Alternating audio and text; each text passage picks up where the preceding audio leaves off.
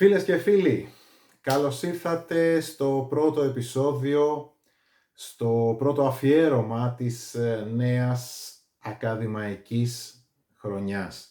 Ελπίζω να σας βρίσκω όλους πολύ καλά, να γεμίσατε μπαταρίες στις διακοπές σας, ώστε να αντέξετε έτσι άλλον ένα χρόνο τον μαζοχισμό της καθημερινότητάς σας και έως το επόμενο καλοκαίρι φυσικά. Και είπα να ξεκινήσω αυτή τη χρονιά με ένα αφιέρωμα στους τεράστιους Tool. Λοιπόν, οι Tool δημιουργήθηκαν το 1990 στο Λος Άντζελες της Καλιφόρνια από 4 επαρχιώτες που έτυχε να βρεθούν την ίδια εποχή στην πόλη των Αγγέλων. Μάλιστα οι Νταμούρ και Jones, μετέπειτα μπασίστας και κιθαρίστας αντίστοιχα του group, ήθελαν πρωτίστως να μπουν στη βιομηχανία του θεάματος, στη βιομηχανία του κινηματογράφου, ενώ ο Κίναν, ο μετέπειτα τραγουδιστής φυσικά του group, είχε σπουδάσει εικαστικές τέχνες και δούλευε ως διακοσμητής σε pet shops. Μόνο ο Ντάνι Κάρεϊ εργαζόταν έως τότε ως επαγγελματίας session drummer. Οι συνθήκες λοιπόν τα έφεραν έτσι ώστε να γνωριστούν αυτά τα 4 τρελά αγόρια και με τα πολλά να δημιουργήσουν τους Tool.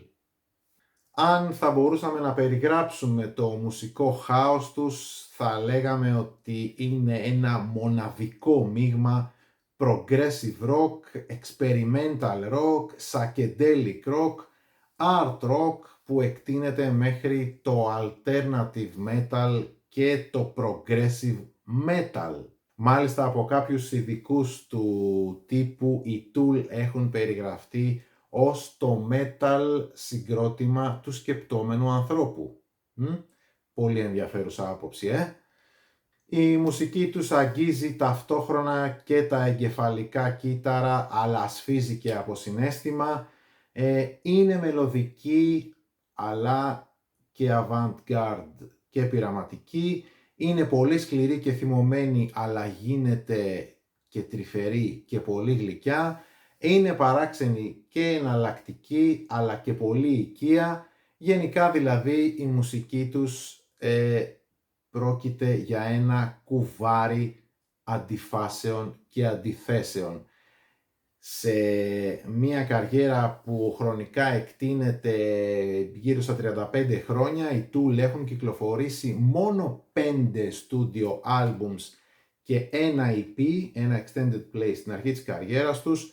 5 albums τα οποία όμως είναι όλα τεράστια σε διάρκεια, είναι απίστευτα χορταστικά, σε σημείο που δεν αισθάνεσαι έτσι κάποια στέρηση από Tool, ότι και καλά θα ήθελες να έχεις περισσότερο υλικό από Tool στη διάθεσή σου. Τουλάχιστον εγώ αισθάνομαι έτσι, γιατί δεν είναι και καθόλου εύπεπτα αυτά τα άλμπουμ, έτσι. Θέλουν πολλή μελέτη, θέλουν πολλά ακούσματα για να γίνουν κτήμα σου, και αν γίνουν κτήμα σου κάποια στιγμή, έτσι, αν θα συμβεί κιόλας αυτό.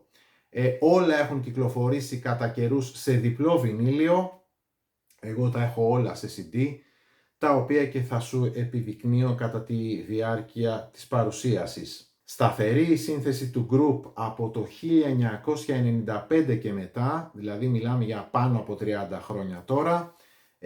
Maynard James Keenan στα lead vocals, Adam Jones στις κιθάρες, ο Justin Chancellor στο μπάσο και ο τεράστιος Danny Carey στα κρουστά, στα drums δηλαδή. Λοιπόν, haters gonna hate, lovers gonna love, και ακολουθεί η παρουσίαση και η κατάταξη των albums των Tool. 4 στούντιο και 2 live τραγούδια αποτελούν το πρώτο extended play των Tool με τίτλο Opiate, που είχε κυκλοφορήσει το 1992. Είναι ίσως ό,τι πιο heavy έχει κυκλοφορήσει το group, ειδικότερα τα live τραγούδια Cold and Ugly και Jerk Off, όπου πραγματικά οι Tool τα σπάνε. Γενικά εδώ έχουμε έτσι μικρότερα σε διάρκεια τραγούδια σε σχέση με ό,τι θα ακολουθήσει, αλλά τραγούδια γεμάτα έξαψη, ένταση, οργή. Καταλαβαίνεις ότι κάτι πολύ σπουδαίο και ιδιαίτερο γεννιέται. Το υλικό που υπάρχει εδώ έτσι αποτελούν ένα πρώτης τάξεως πρώτο πιάτο για το κυρίως εξόχως εκπληκτικό γεύμα που θα ακολουθήσει από το επόμενο κιόλας δισκογραφικό τους εγχείρημα. Αυτό είναι το πιο ακριβό CD που αγόρασα ποτέ στη ζωή μου. Είναι το Fear Inoculum του 2019. Υπερπολιτελής έκδοση σε στυλ βιβλιαράκι. Εδώ το CD και το βιβλιαράκι με το πολύ ιδιαίτερο artwork που χαρακτηρίζει τους Tool, με τους στίχους μέσα, με τις μούρες των Tool και στο τέλος με κάποιες έτσι επίσης πολύ ιδιαίτερες τρισδιάστατες κάρτες. Λοιπόν, το Fear Inoculum κυκλοφόρησε 13 ολόκληρα χρόνια μετά τον αμέσως προηγούμενό του.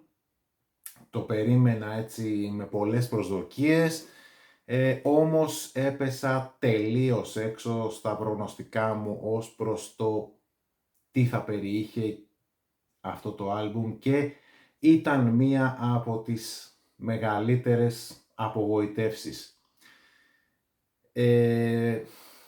Είναι ένας δίσκος που ήθελα πολύ να λατρέψω, αλλά όσο και αν το προσπάθησα, όσες φορές και αν επιχείρησα να τον ακούσω, τουλάχιστον τον πρώτο καιρό, κάθε φορά τον έβγαζα πολύ γρήγορα από το CD player, πριν καν τελειώσουν τα δύο πρώτα τραγούδια, που διαρκούν συνολικά γύρω στα 20 λεπτά. Στο μόνο που λειτουργήσε κάποιες φορές καλύτερα και με το πέρασμα του χρόνου ήταν όταν πήρα την απόφαση να χρησιμοποιήσω το Fear Inoculum ως μία dark ambient ή chill out meditative υπόκρουση, όταν π.χ. έπλαινα ας πούμε τα πιάτα, ναι πραγματικά όταν έπλαινα τα πιάτα, ή όταν έβγαινα για περίπατο στο βουνό, ή όταν ξέρω εγώ έγραφα έτσι κώδικα κατά την τηλεεργασία μου. Όχι βέβαια ότι το λάτρεψα κιόλας, αλλά τουλάχιστον κάτι έσωσα από αυτό. Δεν θέλω σε καμία περίπτωση να το χαρακτηρίσω ως μονότονο ή βαρετό, αλλά σίγουρα είναι ένα πολύ βαρύ άκουσμα. Βαρύ όχι με την έννοια του heaviness, του heavy metal δηλαδή, γιατί σε καμία περίπτωση δεν είναι heavy metal το Fear Inoculum, αλλά υπό την έννοια ότι δεν ρέει καθόλου εύκολα σαν άκουσμα. Έχει φυσικά κάποιες πολύ λίγες όμως έτσι, πολύ όμορφες στιγμές, κάποια όμορφα κιθαριστικά ρυφάκια, κάποια έτσι όμορφα γυρίσματα, κάτι έτσι πολύ ωραία παίξίματα από τον Danny Carey στα drums, αλλά στο σύνολό του, όπως προείπα, είναι ένας πολύ βαρύς και ασήκωτος δίσκος. Ατελείωτες λούπες, πολλά επαναλαμβανόμενα θέματα που λυπάμαι που το λέω, αλλά είτε ακούσω 5 λεπτά, είτε ακούσω 10, είτε και ολόκληρα τα 80 λεπτά που διαρκεί ο δίσκος, κατά κάποιο τρόπο είναι το ίδιο και το αυτό. Στη χαμηλότερη θέση των κανονικών studio albums των Tool, το Fear Inoculum, γιατί όλα τα άλλα λειτουργούν μέσα μου πολύ ισχυρότερα από αυτό. Undertow του 1993. Λοιπόν, όλα από εδώ ξεκίνησαν για τους Tool. Πρώτη επίσημη κυκλοφορία, ένα άλμπουμ σκοτεινό, μηδενιστικό, τεχνικά άρτιο και στιβαρό, ένας progressive metal, παύλα alternative metal ογκόληθος, διανδυσμένος με μουσικές πολυπλοκότητες και πειραματισμούς, με industrial στοιχεία, με μαγευτικά riffs και εθιστικά grooves και σε πρώτο πλάνο τα αγωνιώδη και παθιασμένα φωνητικά του Keenan. Φυσικά και τα άλλα μέλη των Tool δίνουν τα διαπιστευτήριά τους από την αρχή. Ο Danny Carey είναι διαστημικός drummer, ο Adam Jones είναι εξαιρετικός κιθαρίστας, αλλά και ο μπασίστας, ο πρώτος μπασίστας του group, ο Paul Damour, κάνει αισθητή την παρουσία του, έστω κι αν το Undertow ήταν το πρώτο και τελευταίο άλμπουμ που ηχογράφησε με τους Tool. Το άλμπουμ παίρνει φωτιά με το καλημέρα, από το opening track Intolerance. Η φωτιά γίνεται λάβα με τις υπερσιγκλάρες που ακολουθούν, τα διαχρονικά και πιο ραδιοφωνικά hits τους, τα εκπληκτικά Prison Sex και Sober. Το Bottom είναι πάρα πολύ καλό κομμάτι, το Crawl Away είναι ένα φανταστικό progressive speed metal κομμάτι που είναι ίσως και το πιο αγαπημένο μου μέσα στο άλμπουμ. Το ομότιτλο κομμάτι επίσης έχει ένα φανταστικό, έχει ένα απίστευτο sexy riff στην κιθάρα, και ενώ τα Swamp Song, 4 Degrees και Flood διατηρούν το υπόλοιπο άλμπουμ σε πολύ υψηλό επίπεδο, ενώ το 16 λεπτό Discastipated, που είναι το πιο experimental track, από το οποίο όμως τα πρώτα 6 λεπτά είναι listenable. Καταπληκτικό ντεμπούτο άλμπουμ που ίσως θα ήταν υπερβολή για κάποιον να ζητήσει κάτι περισσότερο από πρωτοεμφανιζόμενη μπάντα, που στη συνέχεια με τον τρόπο που ελήχθηκε και εξελίχθηκε κατά κάποιο τρόπο αυτοανακηρύχθηκε ως μυθική μπάντα. Και το πόσο διαφορετική φυσικά είναι αυτή η μπάντα το καταλαβαίνεις ακόμη και από τον τρόπο που αυτοπαρουσιάζονται τα μέλη του στα credits. Danny Carey με Bramophones, Paul Damour Bottom Feeder, James Keenan Mostresticator, Adam Jones Bastardometer. 10,000 Days του 2006, επαναπροσδιορισμός της φιλοσοφίας μας ως Tool, με ένα άλμπουμ τεχνικά άρτιο, φιλοσοφημένο, σκοτεινό, ατμοσφαιρικό, μυστηριώδες, ψυχεδελικό, heavy, με κινηματογραφικά ηχητικά τοπία, με εξαντλητικά υπερβολικές λούπες, με πολύ όμορφη και πρωτότυπη συσκευασία στο πακέτο του CD, με το παχύ εξωφυλλάκι του που καλύπτεται το μισό με ένα πτερίγιο, πάνω στο οποίο είναι ενσωματωμένο ένα ζευγάρι στερεοσκοπικά γυαλιά, τα οποία μπορούν να χρησιμοποιηθούν για την προβολή μιας σειράς εικόνων στο εσωτερικό του εσώφυλλου, στο βιβλιαράκι που υπάρχει μέσα, βλέποντας το με γυαλιά. Τα έργα τέχνης που υπάρχουν μέσα παράγουν μια ψευδαίσθηση βάθους και τρισδιάστατης εικόνας.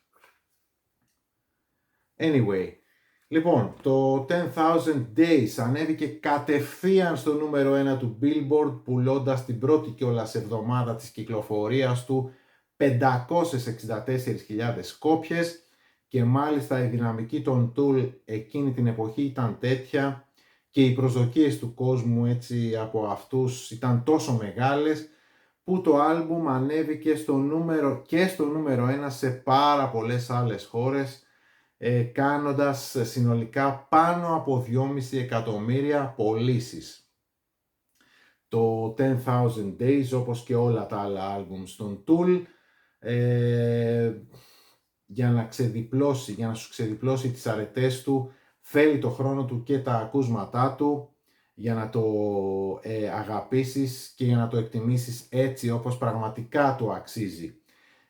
Θα μπορούσα να πω ότι ευχαριστιέμαι ίσως περισσότερο τα κάπως πιο instrumental, κινηματογραφικά, ατμοσφαιρικά, experimental και ψυχεδελικά κομμάτια του, όπως τα Wings for Mary Part 1, το 10,000 Days Wings Part 2, το Lost Keys, το Writing 2, το Rosetta Stone, Intention, όχι ότι δεν ευχαριστιέμαι και τα singles φυσικά του άλμπουμ, τα Visarius, Jabby και The Pot, που υποτίθεται ότι είναι πιο προσβάσιμα και πιο πιασάρικα. Λοιπόν, το προπενταετίας Lateralus ως concept album ήταν πιο συνεκτικό και αλληλένδετο και προσέφερε έτσι ίσως περισσότερο μια πιο πνευματική και θεραπευτική εμπειρία, ενώ το 10,000 Days είναι ένα άλμπουμ με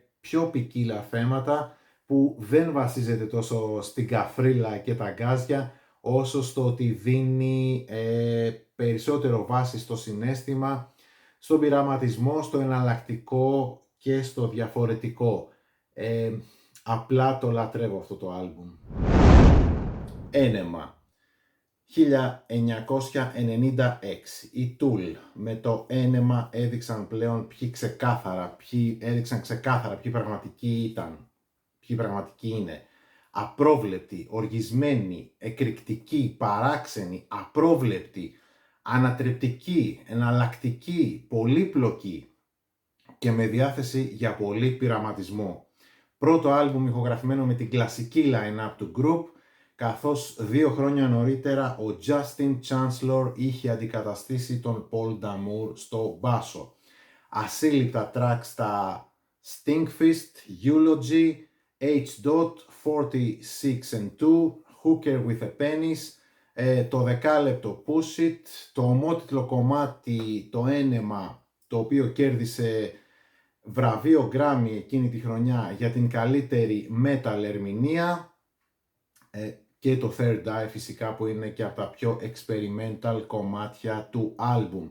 Η δομή του άλμπουμ είναι σχετικά αντισυμβατική, 15 συνολικά κομμάτια, τα 6 εκ των οποίων χρησιμεύουν κάτι σαν σε εισαγωγές ή κάτι σαν interlúδια για τα αμέσως επόμενά τους. Με το που κυκλοφόρησε το Ένεμα έκανε ντεμπούτο στο νούμερο 2 στα charts του Billboard, πουλώντας 148.000 κομμάτια την πρώτη κιόλας εβδομάδα της κυκλοφορίας του, ενώ έως τώρα έχει πιστοποιηθεί 3 φορές πλατινένιο, πουλώντας έως τώρα μόνο στην Αμερική, μόνο στις Ηνωμένες Πολιτείες 3 εκατομμύρια κομμάτια. Το Kerrang χαρακτήρισε το άλμπουμ ως το 6ο επιδραστικότερο άλμπουμ όλων των εποχών, ενώ το Rolling Stone το κατέταξε στο νούμερο 18 στη λίστα του με τα 100 καλύτερα metal albums όλων των εποχών. Ποιος είμαι εγώ που θα διαφωνήσω με όλα αυτά και που δεν θεωρώ ότι το Ένεμα είναι ένα φανταστικό, ένα καταπληκτικό άλμπουμ. Λοιπόν, αυτό είναι το Lateralus του 2001 ή αλλιώς το κανονικό του εξώφυλλο. Αυτό.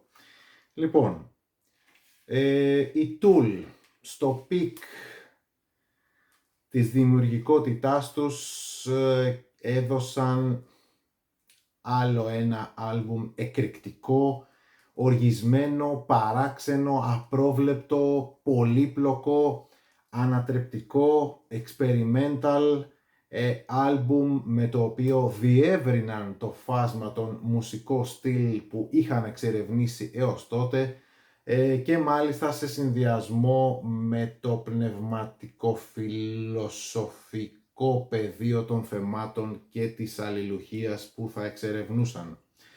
Το Lateralus είναι ένας δίσκος ρηξικέλευθος έξω από τα καθιερωμένα της rock και της metal. Είναι ένας δίσκος που ίσως δεν θα κατανοηθεί ποτέ και από κανέναν στην ολότητά του. Progressive, alternative και psychedelic metal ανακατεμένα έτσι με μαγικό και μυσταγωγικό τρόπο, ή διαφορετικά μια ατονική hard rock πανδεσία που δεν εμπίπτει σε κανόνες, σε μέτρα και ρυθμούς. και γι' αυτόν ακριβώς το λόγο βέβαια οι Tool με το Lateralus απέδειξαν με τον πιο περίτρανο και εμφατικό τρόπο ότι είναι μία κατηγορία μόνοι τους. Ασύλληπτα παίξηματα από όλους τους, φοβερά riffs, solos και ρυθμικά μέρη από τον Adam Jones στις κιθάρες, εκπληκτικές οι μπασογραμμές και τα solo στο μπάσο από τον Justin, η δουλειά του Danny Carey φυσικά στο drumming είναι από άλλη διάσταση και άλλο χρονικό. Και μπροστά από όλα αυτά φυσικά τα αγωνιώδη φωνητικά του James. 78 λεπτά κατασκεύασμα, όσες φορές και αν το ακούσεις δεν γίνεται να το χορτάσεις, όσες φορές και αν το ακούσεις δεν μπορείς να το εμπεδώσεις, κάθε ακρόαση γεννάει την ανάγκη για ακόμα περισσότερες και κάθε νέα ακρόαση επιφυλάσσει καινούριες επιμέρους συγκινήσεις. Τα διαμάντια The Grudge, Schism, Parabola, Ticks and Leeches, Lateralus, Reflection δημιουργούν μια έτσι ατμόσφαιρα μυστηριακή, διονυσιακή, ψυχεδελική που είναι υπεράνω πάσης περαιτέρω περιγραφής και το μόνο και μόνο οι κατηδίαν ακροάσεις έχουν πραγματική αξία και όχι τα λόγια. Ένα φανταστικό από κάθε άποψη άλμπουμ στην κορυφή των άλμπουμς των Tool.